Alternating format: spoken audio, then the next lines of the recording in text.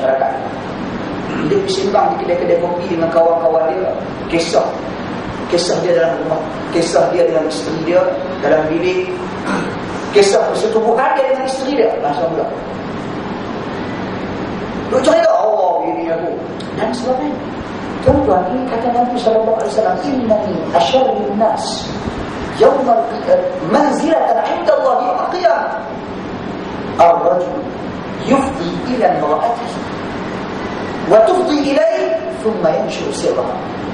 Sesungguhnya orang yang paling rendah kedudukannya di sisi Allah di kiamat kelak adalah orang lelaki yang dia mendatangi istrinya dan istrinya mendatanginya, kemudian dia menyebarkan rahsia sulit istrinya, dan itu juga istri yang menyebar rahsia sulit suaminya. Ini cerita. Ini manusia yang paling rendah kedudukan di sisi Allah Subhanahu wa Ta'ala. Ini merupakan benda yang baik. Sidang hadirin tuan-tuan dan puan sekalian. Dan kebanyakan yang sembang benda-benda macam ni, yang sembang tetap macam ni, lelaki lah banyak, bukan kata perempuan tak ada, tapi lelaki banyak. Kalau di kampung yang duduk kedai kopi yang nak mindang tu, mereka itu bercerita. Itu juga wanita juga perlu berhati. Kalau dilihat tuan-tuan dan puan sekalian, bila Nabi SAW sebut tentang tanggungjawab suami, kata Nabi, kullukum ra'in, setiap kamu adalah pengembala, wa kullukum mas'ul an ra'iyatih, dan setiap pengembala, setiap kamu ni bertanggungjawab ke atas sesuatu yang kamu jaga dan pelihara.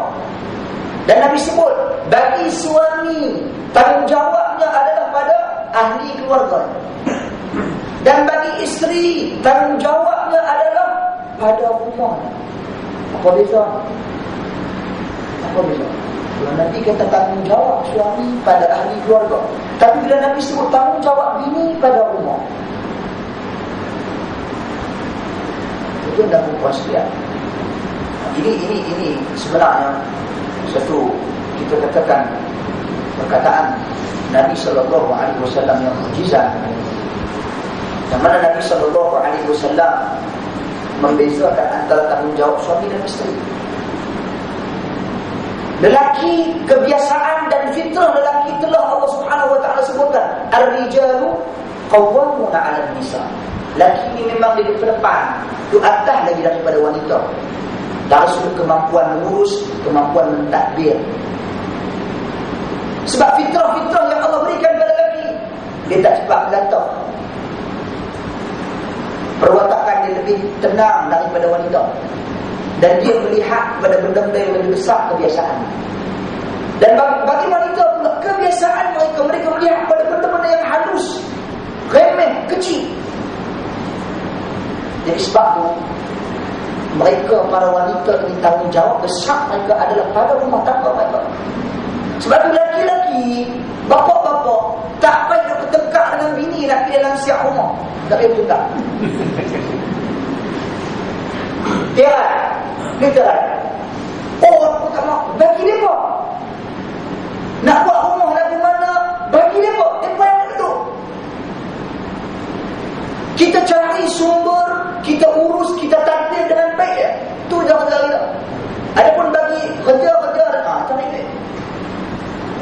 Kerja-kerja remeh-temeh, nak tengok ni abang ni cabut ni, benda ni tercabut, abang ni tak ada, ni susu tak ada, ni ikan tak ada, yang ni benda. Yang tu pekerja isteri. Isteri maklumkan kat siapa?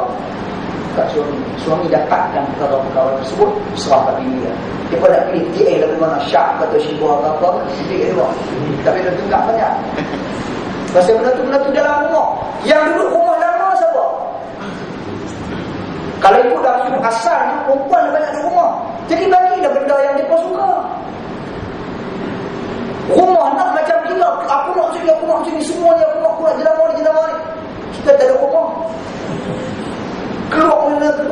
Keluar negara sehari, balik sehari, pergi pula. Mereka ada rumah. Jadi masalah tentang masalah. Itu yang sewajarnya. Ini perkataan Nabi, bukan saya kata, ini perkataan Nabi. Lelaki tanggungjawab dia urus ahli keluarga. Isteri tanggungjawab dia di rumah.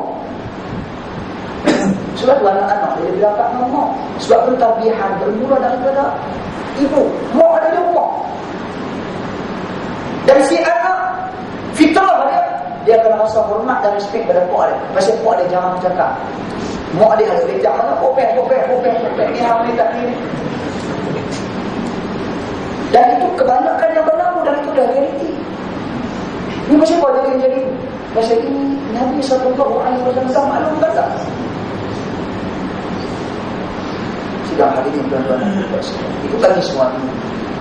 Adapun bagi isteri secara ringkas, tuan-tuan dan puan sekalian, bila kata Nabi SAW, "Lau kuntu amura ala ahad an yasjuda li ahad, la umirtu an-nisa an tasjuda li zawjiha." Sekiranya aku ini diberi otoriti oleh Allah Subhanahu wa taala untuk memerintah manusia sujud kepada manusia lain, nescaya aku akan perintah wanita supaya sujud kepada suami. Maksudnya di sana ada tanggungjawab besar bagi wanita ke atas suaminya. Dan tanggungjawab wanita sebenarnya tuan-tuan dan puan sekalian, dia tidak besar, tak sebesar lelaki, tetapi dia rendah. Kerana rendah. Pasal tak kena melayan kerana lelaki. Tanggungjawab lelaki dia besar. Dia besar. Tetapi dengan fitrah yang ada pada dia tu, relax kata, wah ni tak. Tak abang lagi ni, baru cabut dulu. Bini dia rumah tu dah kerja, dah abang ni semua ni. Dia dah tak buat tak abang lagi. Jadi wanita ni sebenarnya tanggungjawab dia apabila dia mentaati si suami sepenuhnya cukup. Tak ada. Maka syurga tempat. Tetapi bagi lelaki walaupun dia menyempurnakan tanggungjawab dia rumah dengan sebaiknya, tanggungjawab dia ke atas isteri dengan sebaiknya, belum tentu. Sebab dia ada tanggungjawab di luar sana. Dia ada tanggungjawab dengan masyarakat. Dia ada tanggungjawab dengan kedua ibu bapa. Nampak? Dia ada tanggungjawab dengan dakwah. Dia ada tanggungjawab infak, sedekah dan sebagainya. Besar tak besar tuan-tuan dan puan sekalian? Besar.